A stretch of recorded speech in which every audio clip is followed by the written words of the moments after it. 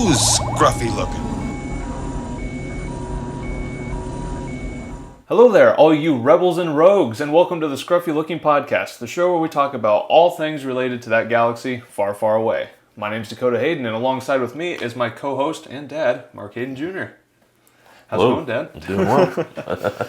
It's, weather's getting warmer here. Yeah. We mentioned that it was getting better in the last podcast, or in the last podcast episode, but we're finally getting into some warmer weather. So. Yeah, heading the right direction for sure. Yes, so I'm excited to get back to doing things outside. So Absolutely.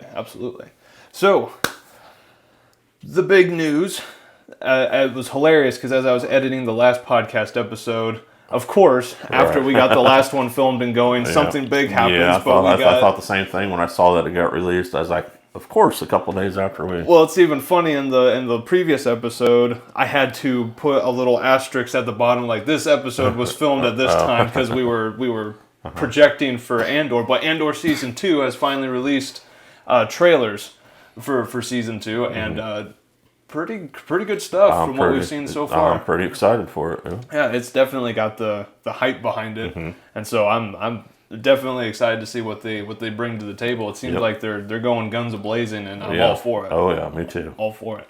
Well, we got plenty to talk about and break down in the trailers that we saw, but before we get to that, we're going to turn it over to one of our new segments, Scruffy Scratchers.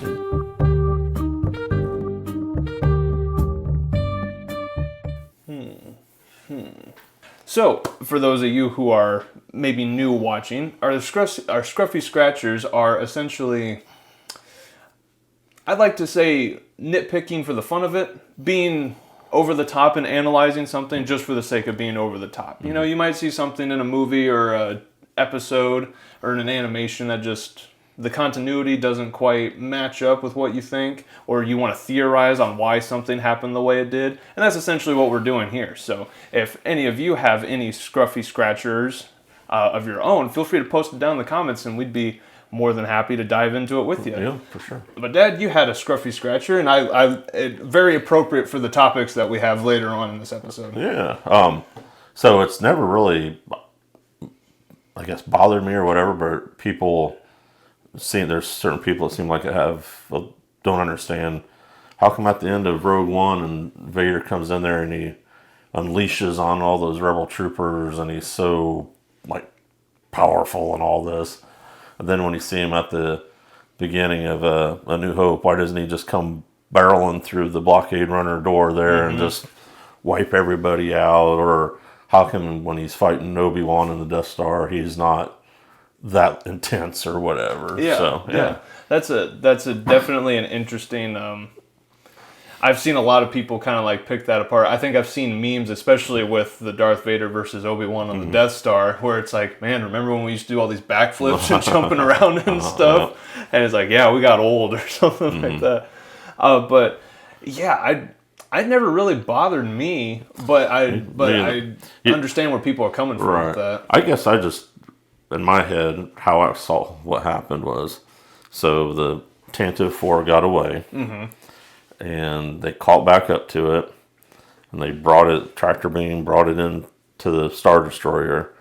That this is all happening right after it's all fluid, all happening from the end of Rogue One into this. I just, in my mind was, okay, the stormtroopers go through the doorway at Tantive 4 because Vader is somewhere in his chambers or whatever reporting to the Emperor, hey, we've got them. You know, they're not going to get away. They're caught in a tractor beam, so I don't need to be there right now. I'm reporting to the Emperor, hey, you know, don't worry about the plans or whatever. The ship that has them, we got them. You know, don't worry, Master. We've got them. Yeah. And then by the time he gets down there, the battle's pretty much taken care over. of, and so he could just find the plans, which at that point have escaped. So it's like, well, shoot. Right. But it just seems like, you know, just thinking about other shows or whatever, that he would be reporting back to his master, superior officer, or whatever. Hey, this is what. Okay, we've got this under control. The ship's been captured. the troops are going in. I'm making a report, you know, just because the Emperor's probably already mad, but now I can say, hey, we got it taken care of. We got taken care of. And then, like I said, by the time he makes his report and gets down there, you know, on the way down, they're probably like, you know, the ship's secure now, my lord, or whatever. And so able to maybe he was even a little bummed that he didn't get to get in there, but, you know, then he ended up choking out Captain Antilles, so he still got to do something. do something. So, but definitely the urgency of the situation was different because when he was chasing them down at the end of Rogue One, the plans are moving to get away, and so he's got to get a hold of them fast. So by the time we get to A New Hope, that makes sense that the urgency isn't as dire that he needs to be like, I got to rip and tear through these rebels and stuff. But yeah, that. Oh, you know, you can almost make this a 2-part Scruffy Scratcher, because then I could see where people say, well, how come when he's watching Tantive 4 take off, he doesn't do like he does in the Kenobi show to that ship? How come he just doesn't reach out and grab that ship? And unless, you know, he's like, okay, we got these guys, we need to capture this and find out what's going on. Maybe he recognizes it as you know, Bill Organa's ship and whatever. And he's like, okay, here's how we bust him. Yeah, there might be a good priority target. We can say, hey, we captured your ship, you know, and make an example out of him. So, I mean. That potentially. Because, like, they can. That is a good point. I didn't even think about that. And you're right, we could double up on that because in that scene in Kenobi where he tore that ship out of the sky, why didn't he just do that twice? Which I have my own personal theories about that. He drained down his force. Exactly. Had to wait for his force stamina to recharge. Yeah. But I mean, to some degree, I mean, like, he was like so angry to try and get there. Like, have you ever had it where like you have this spike of adrenaline to do something, and then as soon as you're done with it, you're like shot for a second before you got to get your breath back. So that's kind of how I always assume that. But to pull the Tantive 4 out, that's a good thought that he thought there might have been a very valuable priority target in there. Might as well. And you got to think to some degree, like, war is ugly, regardless on whether you do it, whether it's real or fiction. But what we've seen in a lot of the shows and stuff, the Empire throughout the time of their reign was trying to put on this persona that, you know, they're bringing order to the galaxy. So I'd imagine somehow, potentially, word could have gone out that if Vader pulled the Tantive 4 out of space and they obliterated the ship, essentially, I feel like that would not go too well for the PR team for the Empire to just straight up just blow that. That's true, because there's still rebel ships fleeing. Maybe one of them, you know, I don't know if they have recording devices or whatever, but maybe somebody sees that and they're like, can use that as propaganda against them. Look what, you know, this was an innocent counselor ship, and look what they did to it. And, so that's a good point too.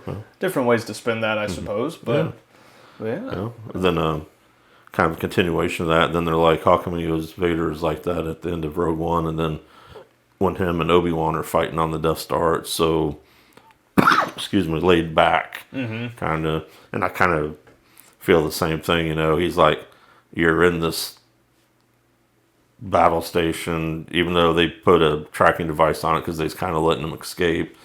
But I think he knew Obi-Wan, you know, didn't plan on escaping. So almost kind of like how in Empire Strikes Back, when he feels like, you know, he's stronger than Luke, how he toys with him. I think maybe he was almost kind of, you know, toying with him a little bit, maybe. And although I've seen that video where somebody recut that and made it a little more tense. That was a good recut. That was pretty good. But I guess it doesn't bother. To me, in my head, I can make it all make sense. So it doesn't.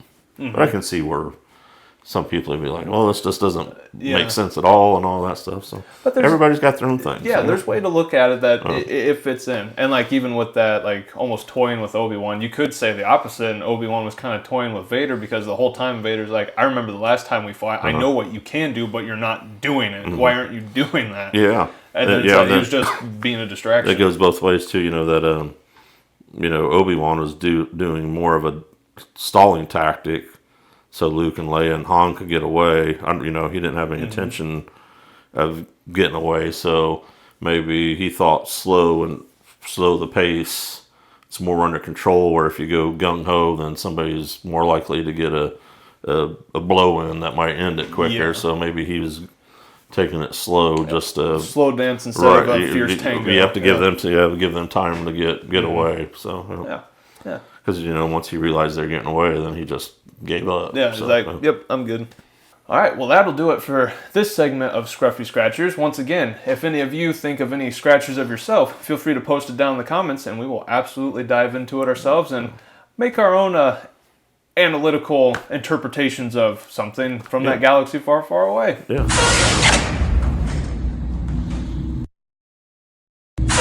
All right, Dad. So, Andor Season 2. First, I'd love to touch on the first trailer that we got, because I thought it was hilarious what you had to say about it and what I saw in the comment section of that trailer on YouTube. The music behind the first trailer, the sneak peek that they threw out there. When you messaged me about it, you're like, I don't understand why they used this music for it. To me, getting a Star Wars trailer, especially how good the action was in this trailer, the soundtrack, the music to it just elevates it that much more. And for me on this trailer, it was a distraction. Yeah. Didn't necessarily hate the song. I just didn't like how I wouldn't have used it for this. I needed the instrumental, some of the classic beats in there, But regardless, the trailer was awesome. That would have just gave it a little more seasoning or something for me. No, I agree completely. I see what they were trying to do with it, but it felt more like I was watching a trailer for some kind of like action movie, not a Star Wars show at that point. But I understand what they're trying to do, and honestly, the song's kind of catchy. Like second or third time you listen to it, and that's probably why they used it to try to draw in a crowd that maybe wouldn't normally watch that show, or just try to bring in. Because a lot of people from Andor, we rave about it, and a lot of people, I think a lot of old guard Star Wars fans rave about it pretty solidly, but a lot of people couldn't get into it just from how slow paced and it was very lore building, but I understand why people weren't there wasn't enough action to keep hooked onto. Yeah, it's well worth the wait through. There's not putting them down or anything, but I feel like there's a crowd out there that wants pew pew pow pow bang bang, nonstop, and I like that too. To me, it's nice having a series that was a little bit more slow and serious. Yes.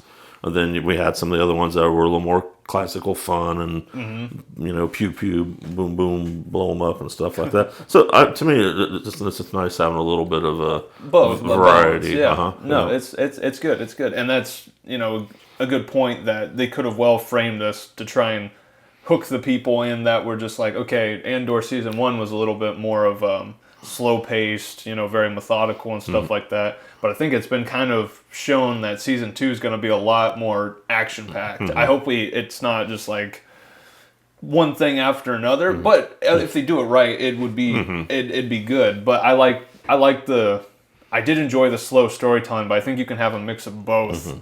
That would jive really well. Yeah. You slow down when you need to, but you have action when you need it.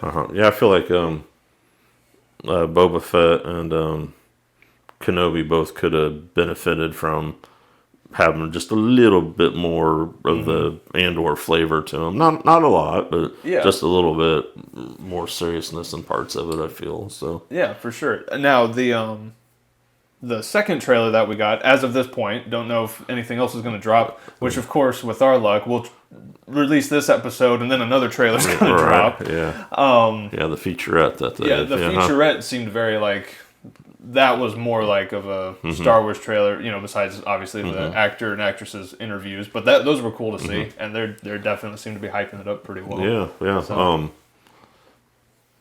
And then they're releasing it 3 episodes at a time, so it'll only be 4 weeks long because we're getting the full three episode arc. Okay. A week, so we can know the whole. I think that'd be good. I like that. I know there's people not a fan of it, but I look at it this way. I would rather watch all 3, like a little mini movie, and then if you don't, then you can still just watch one a week. If you can wait. If you can. if it's first episode's pretty good, it's going to be pretty hard to wait for the second one.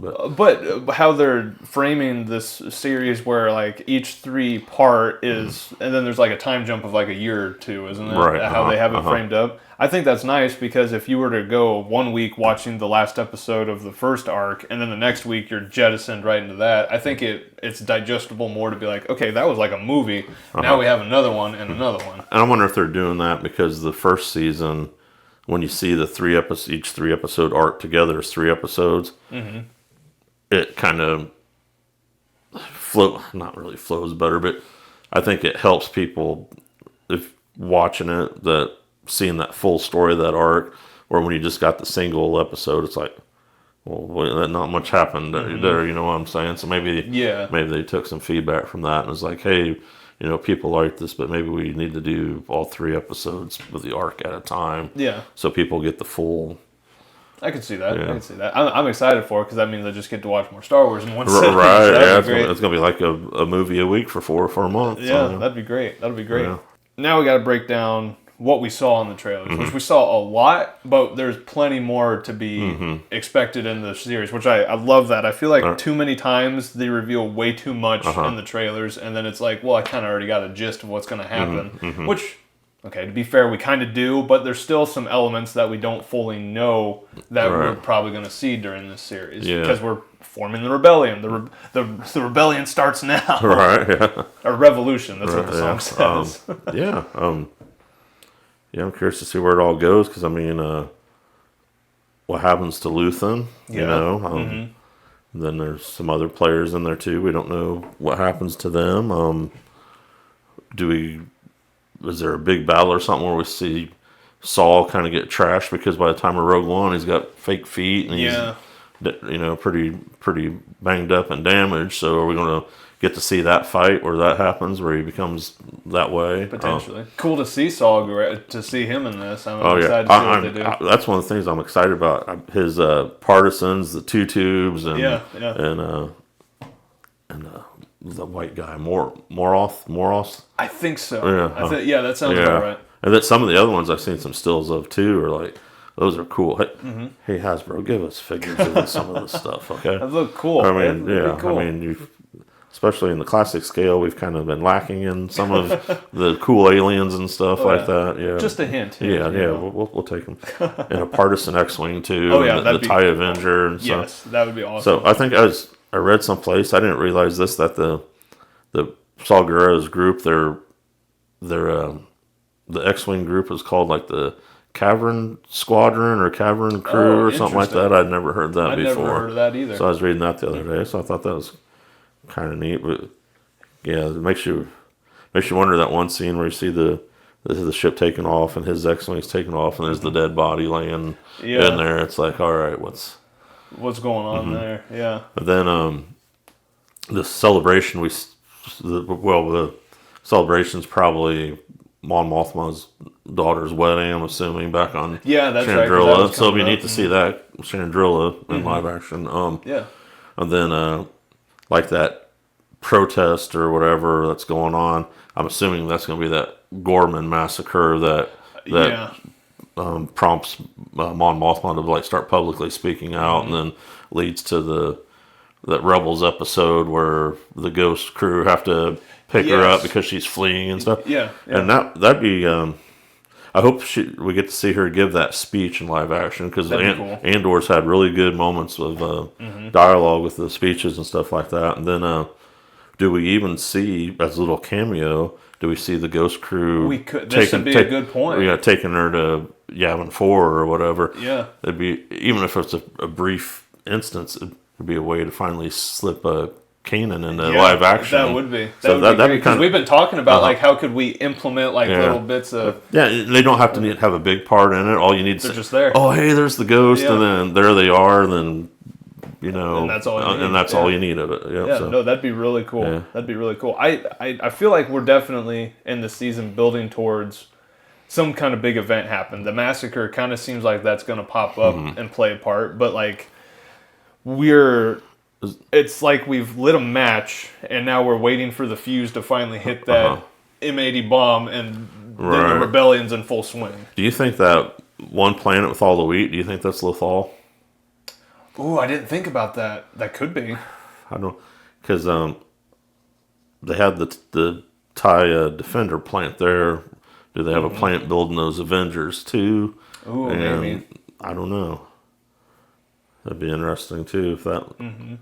And I hope one thing I'm hoping we see is the Rebel base on Dantooine and why they evacuate it. Yes, that'd be really good to neat. see. You know, there's some old school stuff there that'd be neat to. Yeah, no, to that'd finally be really cool to finally see what happened there and what made them have to evacuate it and just stuff. see why they. It'd definitely be cool to even learn like why they picked Yavin 4 to have that be their main headquarters and base of operations. So yeah, there's a lot of cool stuff they could elaborate into and build off of for sure. Yeah. I'd mentioned earlier that scene where it shows the transport taking off in the X-Wings. Yeah. Some people thinking, is that the same planet the Resistance base is on in the Force Awakens? Yeah. That'd be kind of neat in a way to tie things together and like, hey, this was a base, then it got abandoned, and then Leia remembered it. And, hey, they eventually went back to it, like the one in the Last Jedi was an old rebel base. Yeah, it was an old rebel base. Yeah, that'd be cool to kind of tie that together a little bit. Yeah, it'd be neat, the little things to kind of tie it to the sequel movies, and kind of give a little history there and stuff. That'd be kind of neat. That'd be good to see. That'd be good to see. You brought up the TIE Avenger. Is this the first iterance we've seen of the TIE Avenger? Because I don't remember seeing that TIE variant anywhere else. It's in an old video game. Is it in the X-Wing versus TIE Fighter video game? Is it X-Wing versus TIE Fighter? Or what was that game in the 90s? That computer game. And it's in there. I can't think of the name of it. But yeah, they brought it from that, so they're making that That's canon. cool. So, That's really cool to see. Because there's plenty of TIE variants that we haven't seen too much of in the series. At some point, give me a TIE Defender in live action. That's my most wanted, is a TIE Defender. They have to. I feel like there's so much to. They could that's maybe we'll even see it in this, because if we have the Avenger, maybe if that planet ends up being Lothal, we should see a TIE Defender at some point. You would think. Yeah, well, I don't know how. Remember they blew up that plant, so I don't know. I'm trying to remember. Did they lose all those to?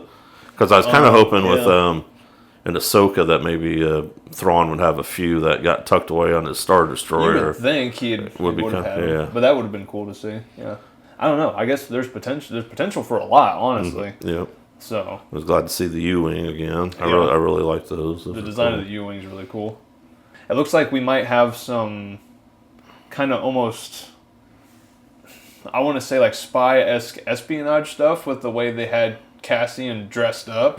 So it's like, is he trying to infiltrate as like a senator, like a politician or some kind of official into something? So that could be cool. Yeah, that could be cool to see. And like I'm excited for because that's one of the big things I really liked a lot about Andor 1 was like the behind the scenes, I know it was a little bit slow, but to know the lore building, the political movements, the things like that, I thought that was very interesting. Gave a lot of, and gave things like more depth instead. Like, this battle happened, why did that happen? Oh, it's because this stuff was moving in the background. So I hope to see a little bit of that maybe still, and then just combine it with a bunch of good action. Oh, and we haven't mentioned it. It was good to see Krennic again too, because I really liked him in Rogue One. He's a good villain, and that one scene he's looking all fancy pants too. Oh, yeah. So maybe wouldn't that be something if Cassian and Krennic were, and like he's going to meet like some kind of like Imperial officers thing that's going on, and they cross paths. They don't even need to talk, but could they have made like eye contact or something like that, and then that could kind of like foreshadow what Rogue One.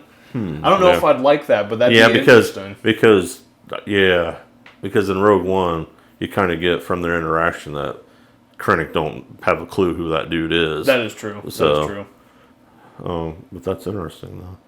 And then that's another thought too is do we see Jyn with Saul? Or is there? I mean, I don't know. I mean, that's a possibility. I forget. Let's see. She said in Rogue One it'd been a long time since she'd seen him. I'm trying to remember if it said how many years since she'd seen him. I can't remember off the top of my head, but could we potentially see her father, Galen, at some point. Yeah, I thought about maybe that too. in the side Maybe, scene. yeah. Then maybe we'd see him. Maybe even just seeing Saul hide him. Yeah, You know, that'd be that'd be a neat little surprise. So I'm just trying to remember the time frame on how long it had been. Of course, if stuff happens in books and stuff, it gets overwritten anyway. So Yeah, and I'm hoping they do that with Cassian and K2SO meeting for the first time. That comic that they did, how they met, that really didn't do anything for me. I don't think I read that comic series and how they met. I'm curious to see. Yeah, it was just like a one shot issue thing, and it just, I don't know, it was just kind of there. I was like, not that it has to be some big event or something like that, but I just thought it just kind of like, oh, okay. Yeah. It's kind of like the one they did to explain C-3PO's red arm in The Force Awakens. It's just kind of yeah. oh, okay. Sure. Again, not that it needed to be some epic thing, but it's like, Yeah. okay, well, okay, that's why that's that way. So I'm curious then if they follow along with that and do something similar, maybe it's just a little tweaked, or I don't know if I would, because since it has been covered in a comic, do you think all of a sudden we're in one of the latter 3-episode parts and he's just there? He's just K2SO and Cassian just hanging out together? I wondered if that would happen too, where they wouldn't even address it, and all of a sudden he's just. I feel like they have to address it because not everybody reads the comics and stuff.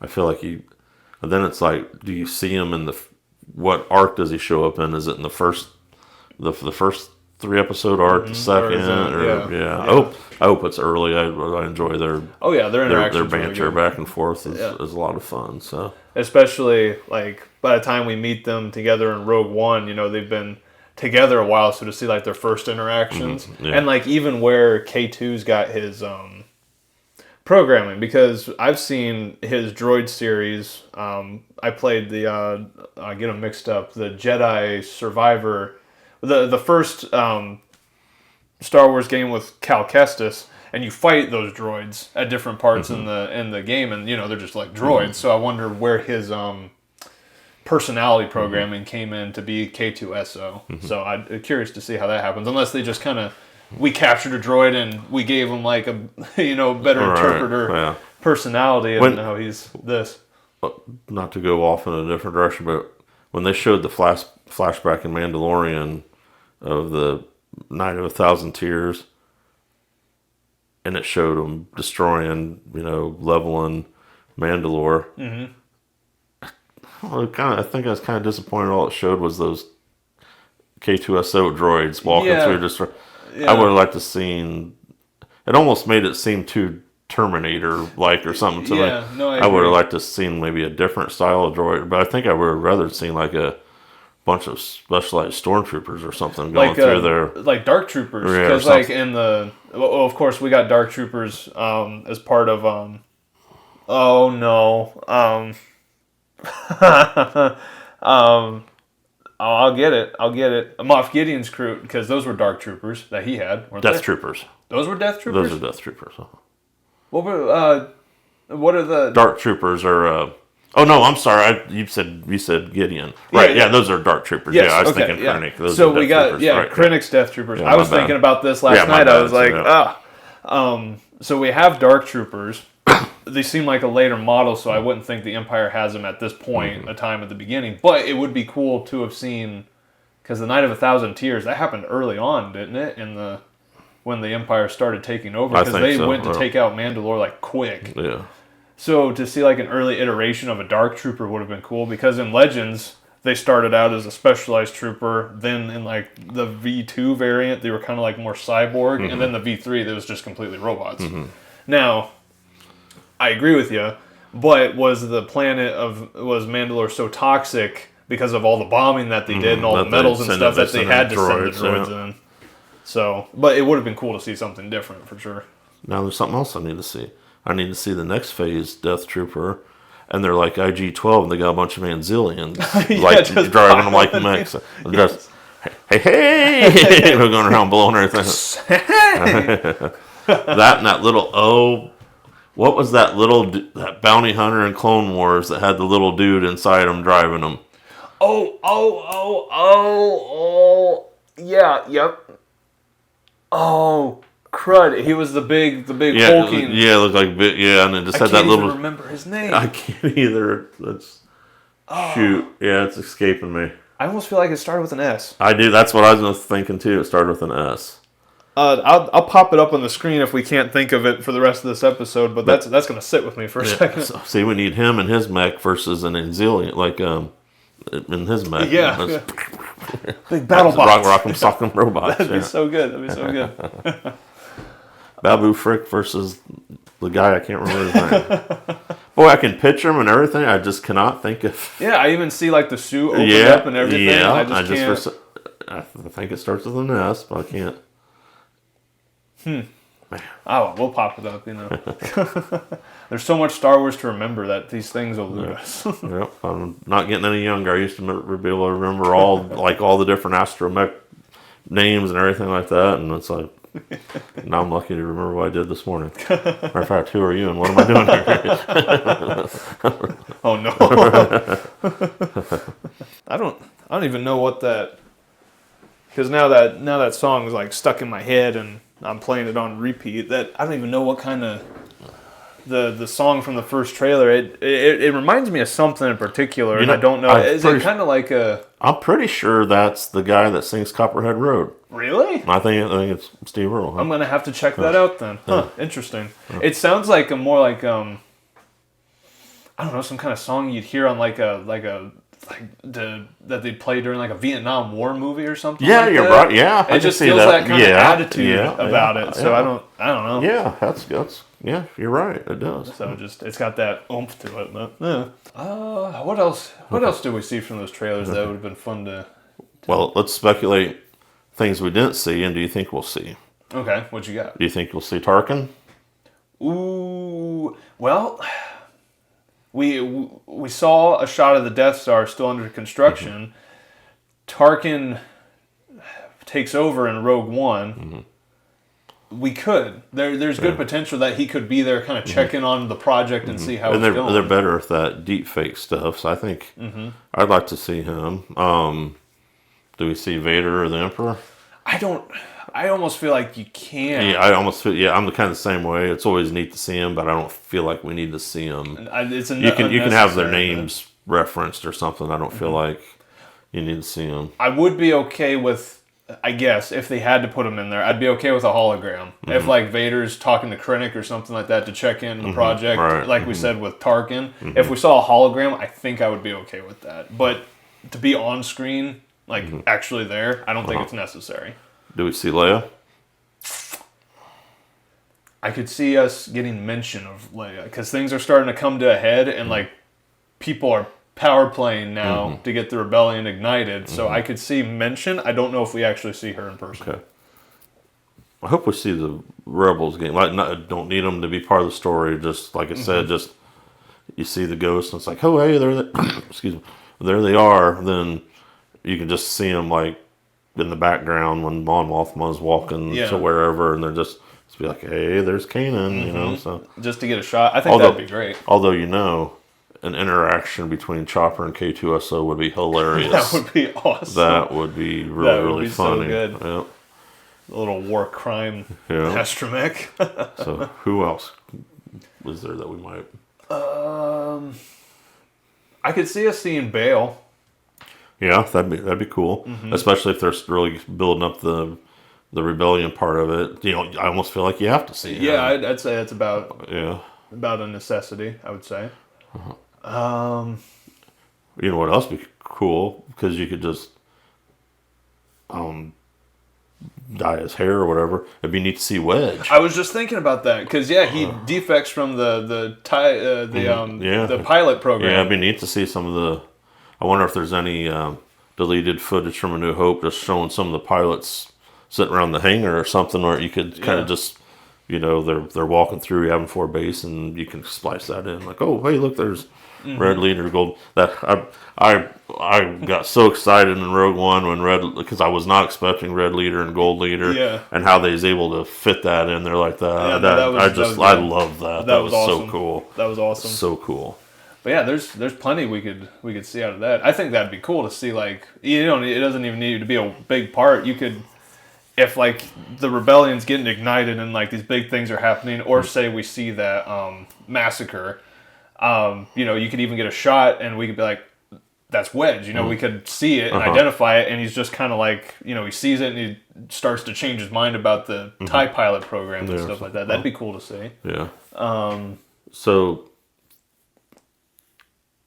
Rebels, the last episode was 4 years before New Hope. Was that right? I think so. So we'd have to... Yeah, because I'm trying to remember how it ended.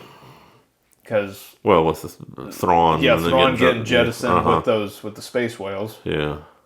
I'm trying to think. Wasn't it supposed to be like 4 years before? I think so. So those events would be taking place around the same events that are happening in the first three episodes, then, because that's 4 years before before Rogue One. I was just trying to think if you would see like Thrawn in the background or something. That might be pushing it. Maybe depending on Yes. I'd like to see a neat battle again with the classic ships, with X-wings and TIE fighters and Y-wings and that'd stuff be cool in to it. see. That'd be cool to see. Yeah. I feel like if it's coming to a head, something's gonna. Well, okay. Well, if we're leading right up to Rogue One, are we to assume that battle on Scarif was when they finally pulled the trigger? Like, hey, we are an army. We are going to send our troops. Yeah, that was their first actual battle victory. So, if we do see any battles during Andor season 2, would it just be more like insurrection, like sabotage, that's bombings, what I'm thinking, things like that? And I just saw somebody I got to see because I loved him too. Ooh. Radis. I got to see Admiral Radis. That would be cool to see him. Matter of fact, give me Radis and Akbar together. That would be a cool shot. That would be a cool shot. That'd be a cool shot.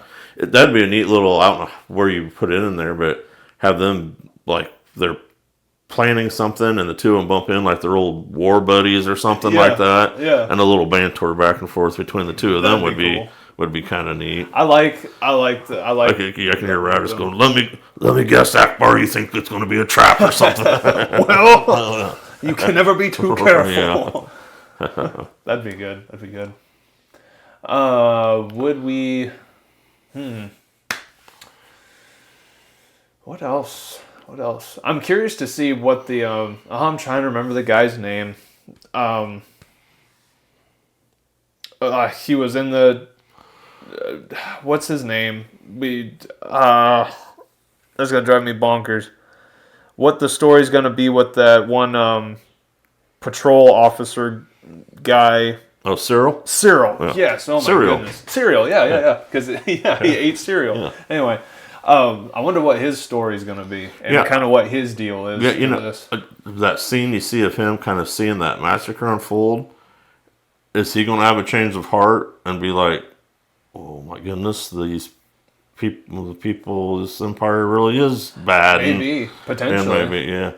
Oh, then what happens with dead Romero?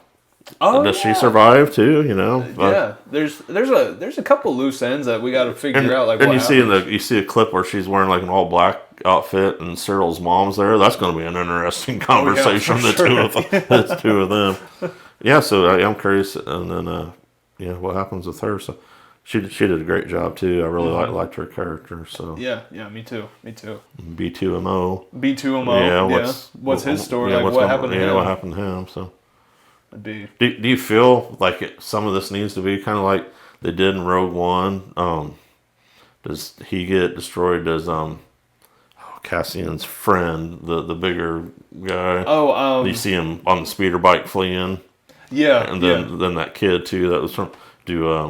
Do they get killed? I mean, I almost feel like to keep it, and there's got to be some big loss here along the way.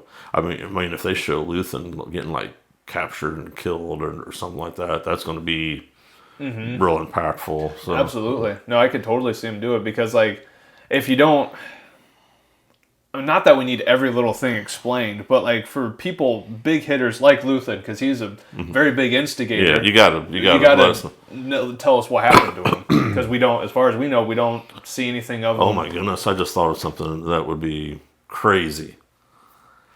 You know how they say, Saul started going real rogue, and so what if Saul and Luthen have a disagreement on something, and Saul takes out Luthen because you know how they kind of sacrificed the one guy with the ships in the first season. What if Saul's like, I don't agree with this, and you're not, and just takes him out. And he takes him out. That could be pretty intense. I kind of like to see that. I kind of like to.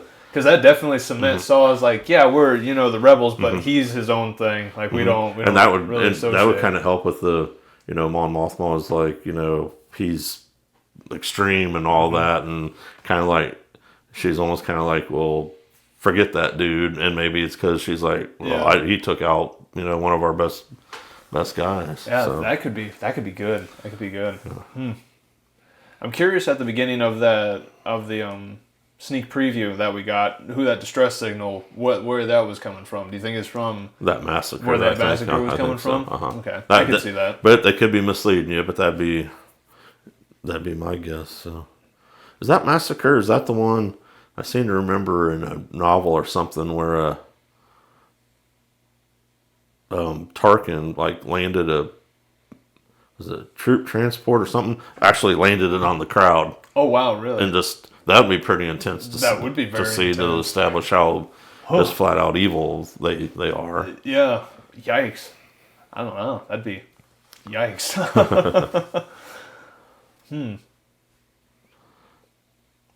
Yeah, I'm excited. Yeah, I'm excited. I'm sitting here thinking all these things, and it's like it'll probably not to be anything like it. But if it's anything like the first season, surprise me. Yeah, it's gonna be great. It's great. Like what the cast said. It's like have no expectations, and like we didn't for the first one, and we're blown away. And like I'm excited to see what it is. I was going back to the we were talking about the music that they used in the first trailer. I saw a comment underneath that video, and someone was like, confused on the music choice, but the producers of Andor have won my trust, so I'm going to trust them on this one. Yeah, very true. And so I was like, yeah, you know what? Yeah, uh-huh. You know what's going to stink? This is going to be so good, and then there's no more. Yeah. This is it. It'll be done, because like this is as far as the story goes. Yeah, it's like, have these producers and directors do something in another area or something. Yeah. Have them do, get to thinking and hoping. Have them do, because it'd be kind of a similar series, have them do a season, a show with the Bothans and getting the second Destiny, because it's kind of all kind of a similar thing. And that'd be really cool. Do the Bothans getting the plans to the second Death Star. Yeah, because they never really allude, I don't think in anything they've really talked about the story of the Bothans getting the second in plan. Shadows of the Empire, that novel, they kind of touch on that a little bit, on that happening. But yeah, that'd be cool. If I remember right, cause I need to read that again because I really like that book. They reach out, and I think Luke goes and help. They're like, we got this information and all this, and somehow Luke gets in. Does Leia send Luke or wherever to check out what's going on or whatever? And it kind of it touches on that. Okay. I need to read that again. That'd be a good one to bring up maybe on a podcast episode, just to kind of give our review of the Shadows of the Empire series, because it's a really good series. I really like the comics that came out back then and supported it and stuff. Yeah, it's not perfect by any means, but I really enjoyed it. It'd be neat. Some of those old stories are so good. You can't do live action anymore because actors have aged or we've lost them or whatever. Yeah. But like doing an animated series of them would be really cool. For sure. And then you could tweak aspects of them for stuff that's come afterwards or whatever. No, absolutely. It's just kind of like change to keep up with continuity and stuff like that. Yeah, no, absolutely. Yeah, exciting things. Exciting things coming up. Yeah. And then I'll be curious to see what we get at Celebration too, what they announce, and if they announce anything. I mean, I would think we get some kind of teaser for Mandalorian and Grogu, and maybe some more news on Ahsoka season 2 because that starts filming. But really, there's not a whole lot. I mean, we're ready for the dam to break and the flood happen with stuff here. So I hope they got a lot of good stuff lined up. Absolutely. And of course we will cover that in a future episode as well, whatever they have to say, or nothing. And then we'll be like, this is exactly what we thought it was going to be. So yeah, that'd be good. Yeah, honestly, that was kind of a natural end. You got anything else? No, I can't think of. Yeah, just super excited for this. So absolutely looking forward to discussing it and all that stuff. Yeah, so, we'll be breaking down as they come out. Well, honestly, by the time Andor season 2, for those of you that aren't in the loop on when it releases April 22nd, and so.